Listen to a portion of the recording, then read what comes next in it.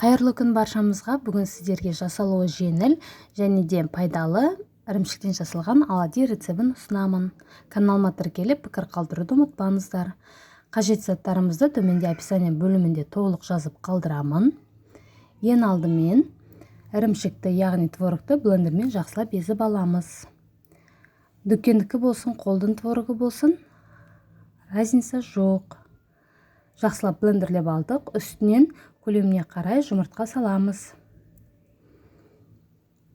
Тәтті болу үшін қант саламыз.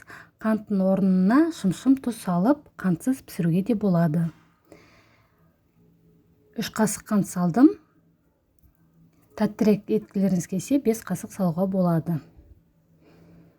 Ұнымызды салып, барлығын біріктіріп, жақсылап езіп блендерлеп алдым. Қасықтың көмегімен де салуға болады, немесе осындай кондитерский мешокқа барлығын салып, әдемі етіп жасауға да болады.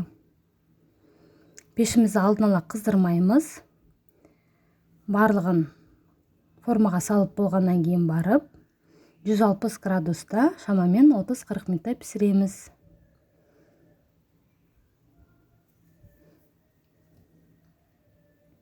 Рені осындай сарғыштау болғанда дайын болды деп есептелінеді.